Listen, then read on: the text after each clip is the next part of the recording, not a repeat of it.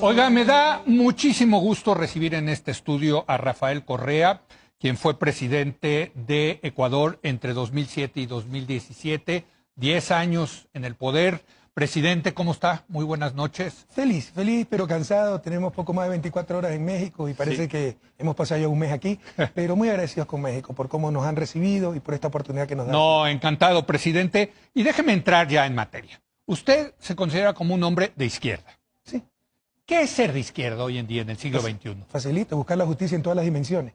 No solo la justicia social, Sí. la justicia de género, Sí. la justicia étnica, la justicia etaria, la justicia intergeneracional, lo cual implica cuidar el medio ambiente, cuidar el único planeta que tenemos.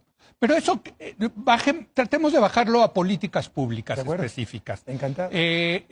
La igualdad, que yo creo que es el gran tema de la izquierda, desde luego, ¿no? Históricamente, ¿no? No necesariamente la igualdad, igualdad de oportunidades. A ver, eso es una diferencia, Es que ¿no? incluso Es ese diferente término hablar. sí. Concilia libertad con justicia. Libertad Sí. es una palabra que nos robó la derecha. Sí. Para ella, la derecha, libertad es la no intervención, sálvese quien pueda, la competencia. Que el de 200 kilos pelee contra el de 50 kilos sin árbitro. Sí. Para nosotros la libertad es la no dominación. Y para eso necesita justicia, igualdad de oportunidades. Sí. Pero a ver, eso que, otra vez, ¿qué significa? ¿Cómo dar las mismas oportunidades? Que es una cosa que compartimos todos los países de América Latina.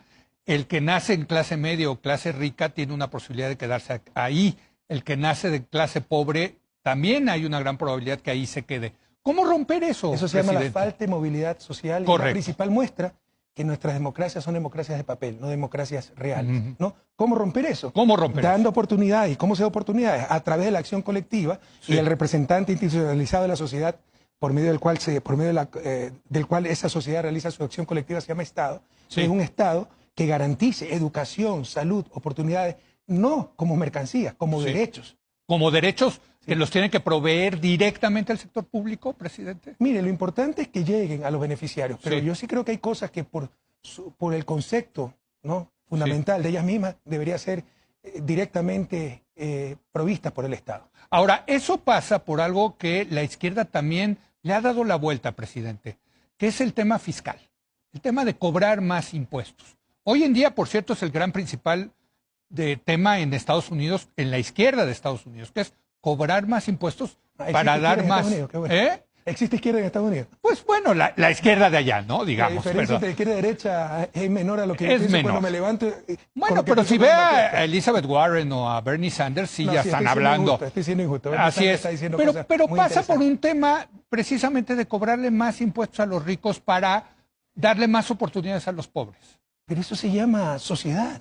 Eso se llama incluso civilización. Que el que más tiene, más pague para con ese ingreso, ¿no?, financiar oportunidades para todos.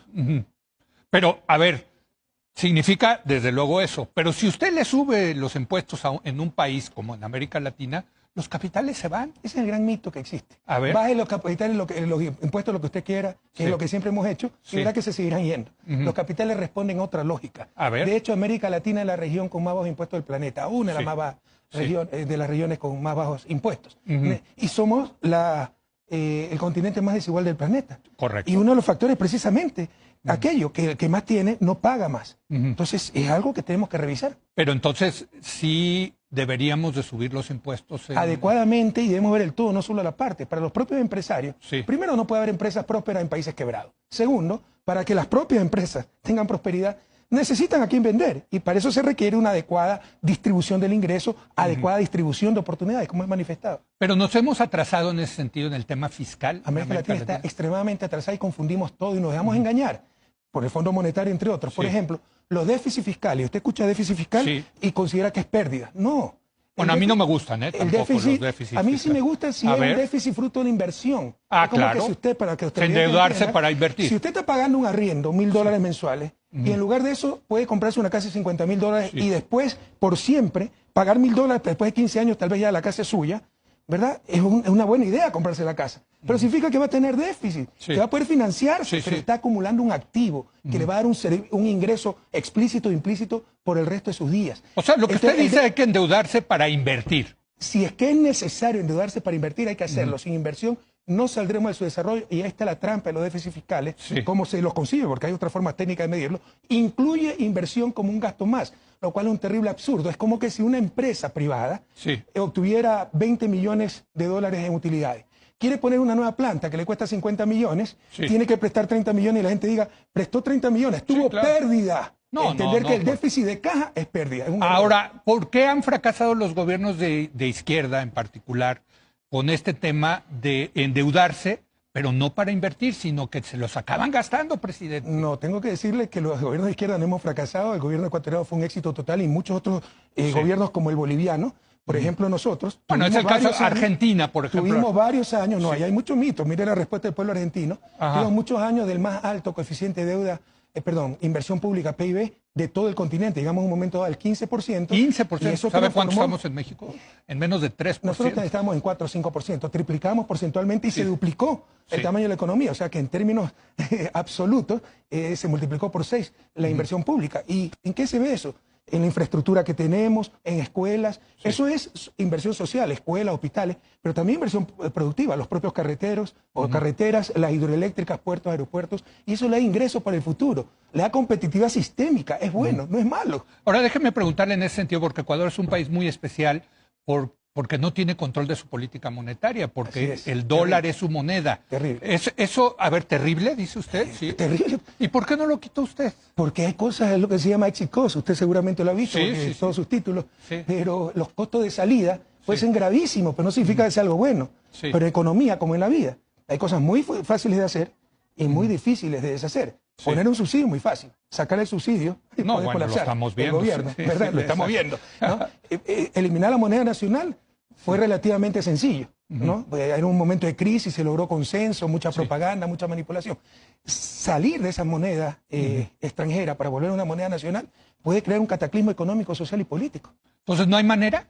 Puede haber en el futuro, sobre todo ir a una moneda regional como la zona euro, y yo creo que ese es el destino de nuestros países. Porque eso lo disciplina, o sea, hay también una parte de disciplina fiscal si pierde el control de la política monetaria. Sí, es la teoría de la extrema derecha, ¿no? Es que como ya me está diciendo. Como tengo dolor de cabeza, me corto la cabeza y se le va a acabar el dolor de cabeza, ¿no? Pero creo que es más el costo que... Pero no está usted de acuerdo. No está usted de acuerdo con eso. La moneda es el principal instrumento de coordinación social, ¿no? Usted puede con eso reactivar la economía, desde luego, hacerla más lenta, y también es el principal, esto es fundamental para un país en vía de desarrollo, el talón de Aquiles de un país en vía de desarrollo, incluso el Gran México, ¿no? No es el sector fiscal, como nos quieren hacer creer, eso es ideológico, es el sector externo, ¿no? Si salen más dólares que lo que entra, hace colapsar una economía, peor una economía dolarizada. Pero en todo caso, en economías con moneda nacional, la válvula que regula eso se llama tipo de cambio. Correcto. Hay un gran desequilibrio, se deprecia la moneda y se equilibra nuevamente el sector externo. Nosotros no tenemos ya ese tipo de cambio. Yo lo sé. Esa es la principal pérdida de un sistema como el sistema dolarizado. Déjeme preguntarle las diferencias entre un país como Ecuador, que usted gobernó 10 años, desde un punto de vista de izquierda y con estas ideas, y un país, digamos, neoliberal, vamos a llamarlo así, como Chile, que también está pasando por un momento crítico. Los dos países crecieron de manera importante, y los dos países, presidente, lograron bajar los niveles de pobreza. No de desigualdad, pero sí de pobreza. ¿Cómo ve usted el asunto? Mire, primero creo que la disminución de la pobreza debe ser el principal indicador de calidad de políticas económicas y públicas en general en países como los nuestros, ¿no? Creo que porcentualmente Ecuador mejoró mucho más que Chile y que el modelo chileno escondía grandes contradicciones que se están evidenciando en estos momentos. Pero hay muchos mitos sobre el modelo chileno, ¿no? Obviamente, después de 19 años de una dictadura sangrienta, pues lograron un sistema que algo funcionó, pero como usted dice, escondía grandes desigualdades. Y la pobreza es un concepto relativo. Yo le podría decir que los pobres, incluso los miserables hoy en día, serían clase media alta si comparo con la edad media, pero es una comparación errónea. Tenemos que ver con la calidad de vida que pueden alcanzar con los recursos que tenemos. Y con los recursos que tiene América Latina, no debería existir pobreza.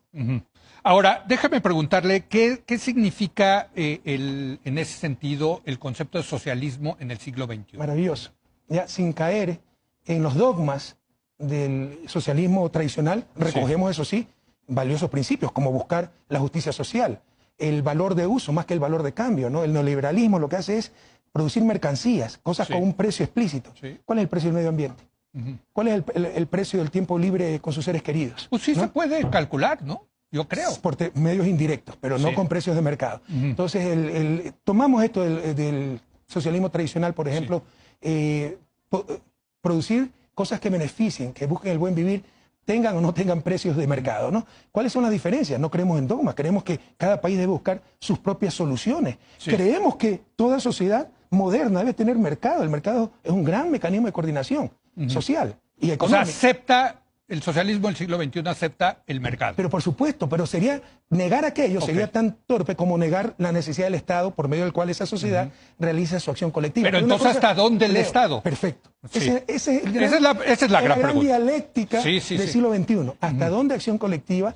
¿Hasta dónde acción individual? Pero ambas son necesarias para el buen vivir y para el desarrollo. Negar una y otra u otra es un absurdo. Pero aquí algo muy importante. El socialismo del siglo XXI busca sociedades con mercado. El mercado como siervo de la sociedad para obtener los fines socialmente deseables. No sociedades de mercado donde la vida, las personas, la propia sociedad se convierten en una mercancía más. Y es lamentablemente lo que está sucediendo en gran parte del planeta. Ahora, ¿qué pasó en ese sentido en Ecuador? Porque vemos, usted ya salió como presidente, pero vemos ahora que Ecuador está teniendo problemas importantes, entre otras cosas que se dispararon estos problemas por quitarle un subsidio a las gasolinas. ¿Qué pasó? ¿Cuál es su interpretación? Echaron al traste después el modelo tan exitoso que tuvimos durante 10 años. Mire, así, si usted es honesto, de derecha, izquierda, va a reconocer que los 10 años, 2007, 2017, han sido los años más prósperos de la historia contemporánea del país. No, los números son muy buenos. Estudios internacionales, duplicamos el tamaño de la economía, Sí. fuimos los campeones regionales en reducir pobreza, reducir desigualdad, pasamos de los últimos puestos a los mejores puestos de infraestructura, y bueno, no quiero cansarlo enumerando esto. Vino este señor Moreno, que ganó elecciones en nuestro nombre. Era su vicepresidente. Y nos traicionó totalmente y adoptó el programa perdedor y repartió la patria entre nuestros enemigos políticos. Nuestra gente tiene una mentalidad equivocada, que democracia es votar por alguien para que haga cosas buenas, no un poco indefinida. Democracia es votar por el programa que se presentó en la campaña. Pero bueno, le dieron oportunidad a Moreno, traicionó a Correa, está pactando con la oposición de Correa, pero bueno, va a hacer algo nuevo y mejor. No hizo nada, destruyó todo y estamos peor que nunca, hasta que explotó. Y la gota que derramó el vaso fue la liberación de los precios de los combustibles, que yo creo que un subsidio, cuidado, eliminar un subsidio no es creación de riqueza, es redistribución de riqueza, pero sí distorsiona precios relativos y puede hacer que se sobreconsume ese bien, lo cual no es deseable en el caso de Pero si subsidia usted la gasolina, lo tiene que pagar el gobierno. Pero hay otras formas de ir minimizando ese subsidio. Por ejemplo, potenciando transporte masivo eléctrico, que es lo que empezamos a hacer en mi gobierno. También tenemos otro combustible subsidiado que es el gas para uso doméstico. Estábamos reemplazando las cocinas de gas por cocinas de inducción eléctricas altamente eficientes. Todo eso lo echaron al tacho de basura y viene lo que llamamos paquetazo, ¿no? De un solo golpe liberar los precios de los combustibles, lo cual iba a incrementar pobreza, a la cual ya habían regresado 500.000 de ecuatorianos estos 2 últimos años. Entonces se equivocó el presidente Lenín Moreno. Totalmente, además innecesario. Lo que pasa es que prepararon, fue un cóctel Molotov que lo fueron Pero cuando preparando. dices ¿quién lo preparó? ¿Quién el está gobierno, detrás porque de al principio ¿qué hicieron? Empezaron a reducirse impuestos, disminuir ingresos fiscales.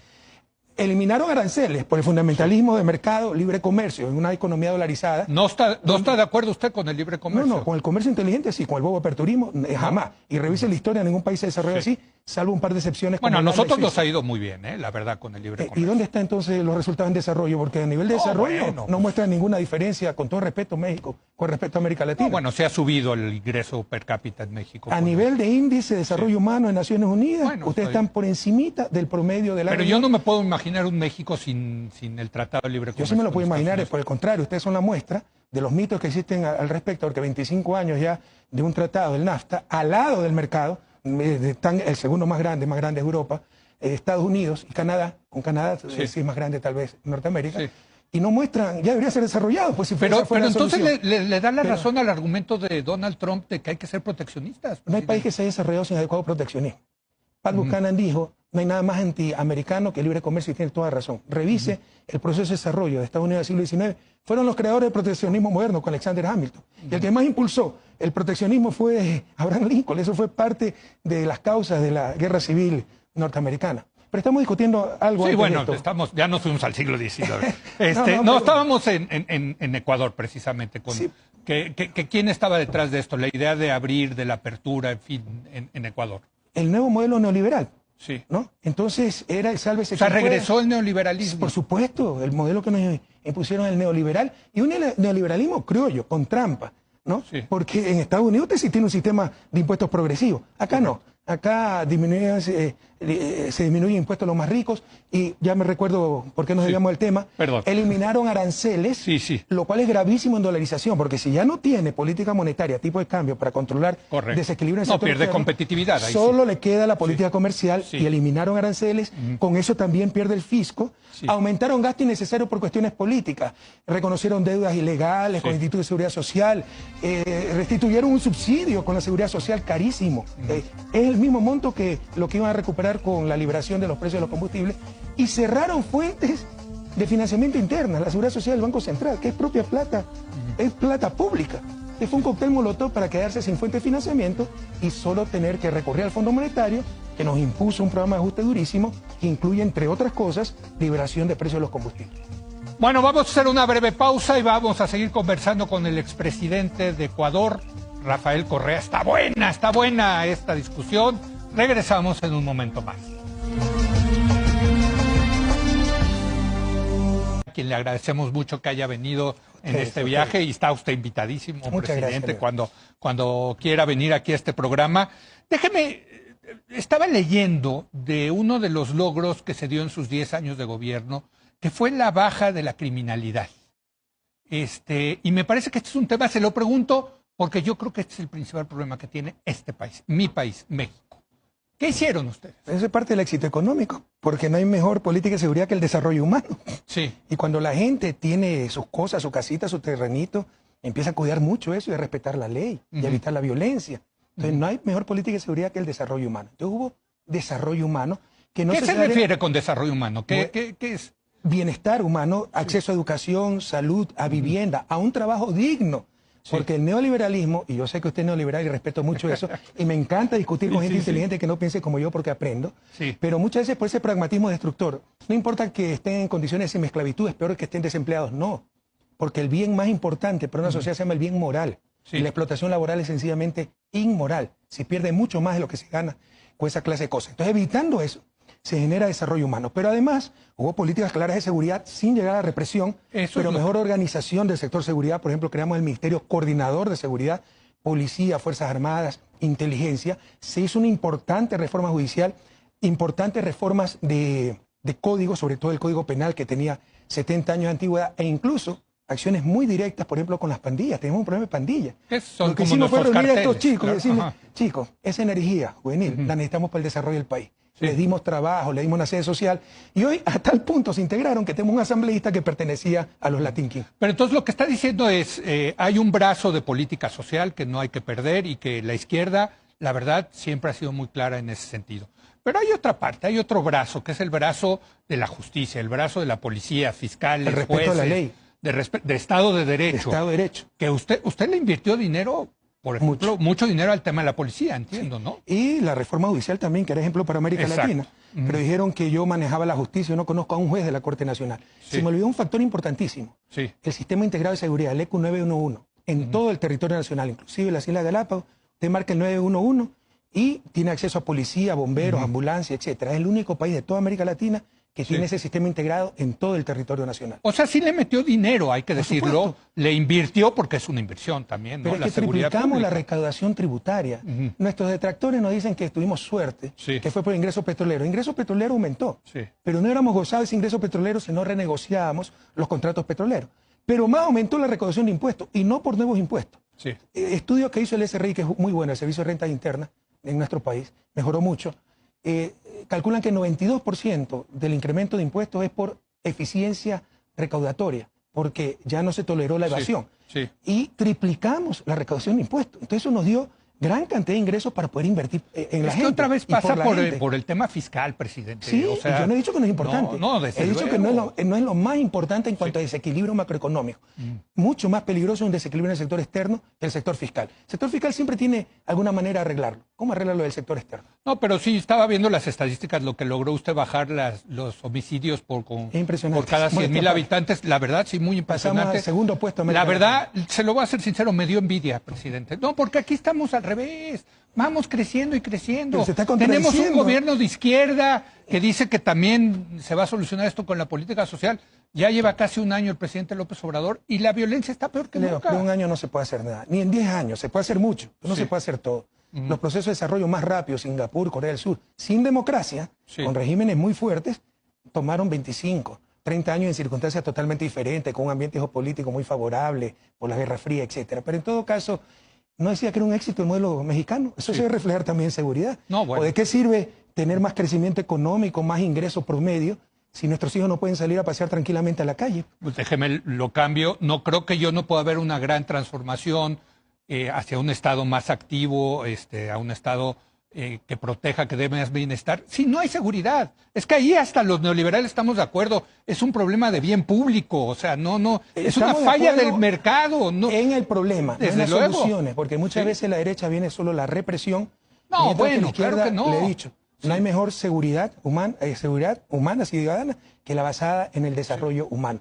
Mire, yo en estos momentos, usted lo ha dicho, en el corte me lo dijo, me lo comentó, vivo en Bélgica. Sí. Créame que la gran diferencia con esos países no es la infraestructura, no son los mejores servicios, es la seguridad. Exacto. Saber que su familia, razonablemente, Claro. Puede salir vivir con bicicleta sin y- violencia, sin Sí, que la sí, asalten, sin que les roben, etc. Ahora, Europa también tuvo sus momentos de mucha peligrosidad, sin duda.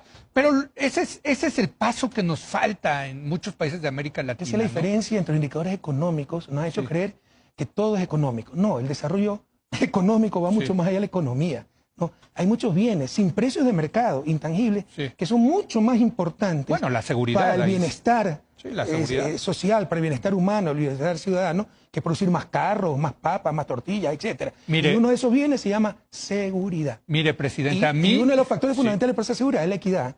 Con grandes diferencias es Bueno. una forma de violencia. Pobreza, fruto de la inequidad, ¿no? Es disparar balas cotidianas. Mire, presidente, yo que creo en un Estado más acotado, si me diera, con solo me diera el Estado mexicano seguridad, yo me daría por satisfecho. Pero no se equivoquen, esa seguridad primero no es esfuerzo de un gobierno, Sí. es esfuerzo de todos. ¿no? Se necesita un Estado. Segundo, no viene de más policías con más grandes armas, más cárceles, viene de más desarrollo humano, viene de más inclusión, viene Sí. de menor inequidad. No igualdad, yo no creo en igualdad absoluta, ¿no? Pero igualdad de oportunidades, como le manifestaba al inicio. Déjeme preguntarle sobre su relación con los medios de comunicación. Me encanta Sé ese que fue, pues problemática, por ponerle un adjetivo. Con usted está siendo problemática esa relación. No, aquí no hemos tenido esa problemática, la verdad. ¿Qué pasó? ¿Por qué? ¿Qué pasó con usted y los medios de comunicación? Porque no son ¿Por qué medios- se pelearon? Es que no es tan simple el asunto, no son medios de comunicación, son medios de manipulación, son los guardianes del status quo, no nos equivoquemos. En Ecuador y en gran parte de América Latina esos medios pertenecen a unas élites que siempre nos han dominado y van a tratar de destruir a cualquier gobierno que intente cambiar las cosas, son los guardianes del status quo, pero también caen en una gran inconsistencia, ¿no? Yo creo que ningún periodista tiene derecho a mentir, a manipular en nombre de la libertad de expresión, pero además están asumiendo un rol político, pero no quieren aceptar respuestas políticas. Ellos le pueden decir todos los días al presidente inepto, o ladrón, corrupto, y usted no le puede decir incompetente porque está atentando contra la libertad de expresión. Entonces, que ya se bajen de esa nube rosada. Si asumen un rol político, que sepan soportar respuestas políticas. Pero no es papel de los medios, de la prensa en particular, criticar al poder. ¿Y quién está contra eso? La crítica inteligente, como la suya, bienvenida. Pero no critican, mienten. O sea, no porque sea opinión, puede ser en base de hechos inventados, ¿no? Entonces, yo estoy contra el gobierno de Correa porque Correa es un corrupto y tiene cuentas en Suiza. Bueno, demuestre las cuentas en Suiza. Sí. Eso no es opinión, eso es calumnia. O sea, es difamación. los hechos. O sea, lo que La no- verdad nos hará libres. América Sí. Latina es muy tolerante con la mentira. Es una gran diferencia con el mundo anglosajón.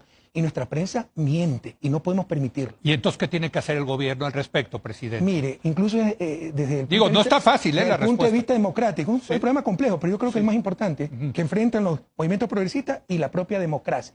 Porque una buena prensa es vital para la democracia. Una mala prensa es letal para esa misma democracia. Los medios nos han robado la democracia. El sistema que Así tenemos, de plano. Sí, el sistema que tenemos actualmente es un sistema de equilibrio de poderes, ¿no? Montesquieu, 240 años. Sí. ¿Cuál es el contrapoder de ese poder inmenso que se llama poder mediático? Entonces, algo anda mal ahí. Y cuando hay un contrapoder, se requiere control social de ese poder. Pero tiene Eso se más llama poder el ley. Estado. De Tiene ninguna más poder manera. un presidente, que es De el jefe de ninguna Estado, manera. que cualquier medio de comunicación. Ese es otro gran presidente. error. Ganar elecciones en América Latina no es ganar el poder. El poder real sigue en lo que se llama factores reales de poder encabezados por el poder mediático. No es el único. Poder económico, poder militar, poder religioso. Pero para mí el más importante es el poder mediático, poder sin contrapoder. Y nuestras democracias se han convertido en democracias mediatizadas. No importa lo que usted diga en la campaña, es lo que digan los titulares. Y eso no es democracia. Ahora, déjeme, me voy al caso cubano, por ejemplo, ¿no? País comunista, socialista. Pues ahí no hay prensa, ahí no hay libertad, ahí no se puede criticar al gobierno. Bueno, sí hay prensa, pero tal vez tiene razón, no se puede criticar, pero no significa que la solución sea el otro extremo, que porque son empresas privadas con fines de lucro, en nombre de la libertad de expresión puedan difamar, engañar, manipular. Le insisto, nos roban la democracia y van a boicotear cualquier proceso de cambio porque todo está en función de mantener el status quo. Basta ver a quién pertenecen los medios de comunicación en América Latina. Pero y entonces hay que censurar los presidentes. No de ninguna manera. Entonces, ¿cuál es la solución? Bueno, yo creo, me encanta este tema. Sí, y voy a escribir este tema. Veo que a mí también, ¿eh? Un seminario. No, bueno, viene y lo platicamos, presidente. Sí. Pasa por el cambio en el sistema de propiedad. A ver. No nos engañemos, de que se inventó la imprenta, la libertad de prensa es la voluntad del dueño de la imprenta. Si por definición son negocios privados con fines de lucro y hay un conflicto entre el derecho de los ciudadanos a ser informados y el lucro de esa empresa, ¿qué va a prevalecer? Por definición el lucro. Ahora, no son tan rentables los medios de comunicación. El lucro viene a través del poder. Tienen poder. Entonces, buscan ese poder. En consecuencia, hay que cambiar la forma de propiedad. Debe haber más medios públicos, no significa medios gubernamentales, controlados por los ciudadanos. Debe haber más medios comunitarios, llamamos Ecuador, pero, por ejemplo, el grupo de periodistas profesionales, 5, 8, que se unen, que el Estado los apoye para que hagan verdadero periodismo. Ahora, la tecnología... No dependan de auspiciantes, no busquen necesariamente el fin del lucro, se dediquen solo a la tarea de informar. Ahora, la tecnología no está resolviendo ese problema con las redes sociales. O sea, sí se está rompiendo esa especie de monopolio de la que usted está hablando. Por experiencia le tenían digo, los medios tradicionales, ¿no? Por experiencia le digo que eso está sobredimensionado. Sí, se ha mitigado el poder de los medios hegemónicos, pero no es que ya más importantes son las redes sociales. De hecho, las redes sociales muchas veces reproducen lo que dicen los medios hegemónicos, que ya siguen teniendo un poder enorme. Tal vez ha disminuido. Antes podían imponer un gobierno. Ahora tal vez no tienen ese poder, pero sí tienen el poder de vetar o boicotear cualquier política que no les convenga. Déjeme hablar en ese sentido de algo que fue muy importante durante su gobierno y que tiene que ver con el Internet. Julian Assange, usted le dio refugio en la embajada. Cuéntenos de esa decisión. Bueno, la embajada de Ecuador en Londres. Mira, ¿no? Yo al menos en lo personal tengo un gran problema. Un problema para la política, que es ser muy coherente. Podemos explicar todas nuestras acciones. Podemos equivocarnos, ¿eh? ¿Quién no se va a equivocar en 10 años? Pero normalmente somos coherentes. Yo no es que coincido con todo lo que ha hecho Julian Assange, pero era claro que no tenía garantía del debido proceso. Era claro que podían juzgarlo en Estados Unidos con leyes que implican la pena de muerte, lo cual es rechazado por el Sistema Interamericano de Derechos Humanos y todos los tratados de derechos humanos a nivel mundial. Si usted ve el reporte que se hizo después de 2 meses de estudio, por eso se le otorga el asilo, porque no hay garantía del debido proceso. Pero supongo que tenía muchas alternativas, no sé cuántas alternativas tenía Assange, pero yo cuando escuché que Ecuador, sí me llamó la atención. Qué raro, ¿no? Que busque asilo en un país donde no se respetaba la libertad de expresión. Bueno. Para que vea que era mentira. Pero ¿fue una decisión difícil para usted? No, por ejemplo, ¿no lo presionó Estados Unidos? No, de ninguna manera. ¿No? Con Snowden sí me llamó el vicepresidente, pero tampoco sin presionar, sino decir, están preocupados porque ha pasado esto. Y no vamos a tomar en cuenta sus preocupaciones, pero jamás hubiéramos aceptado ninguna clase de imposición o de amenaza. Pero no, lo que se hizo, mire, es nuestro derecho soberano.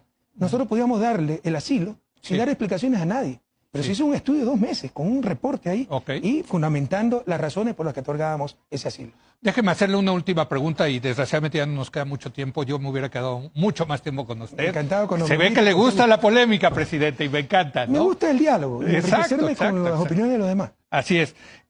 López Obrador en México. ¿Cómo ve? ¿Es un cambio importante? Por supuesto que es muy importante, pero no le pidan hacer todo y en menos de un año. Le repito, ganar elecciones en América Latina no es ganar el poder. El poder real sigue en los factores reales de poder, los poderes fácticos tradicionales encabezados por la prensa.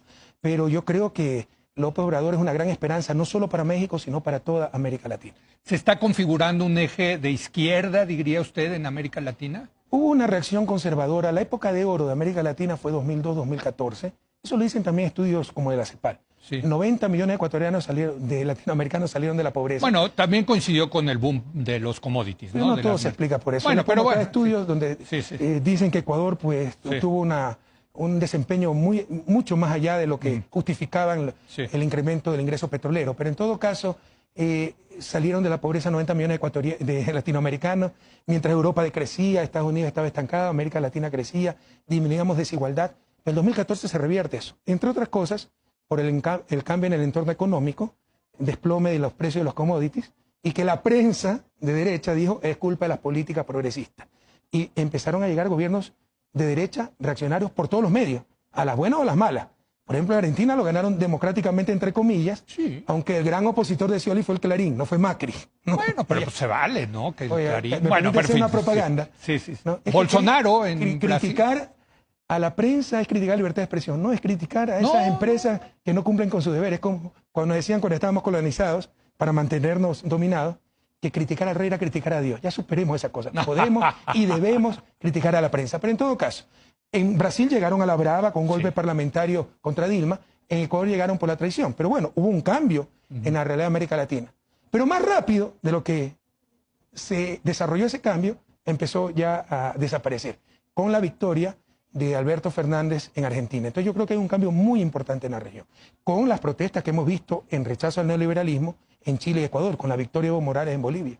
Ahora, sí hay que decir que si la izquierda no produce resultados en materia de seguridad y de economía, pues la derecha va a regresar al poder. Ese es el punto. ¿O no?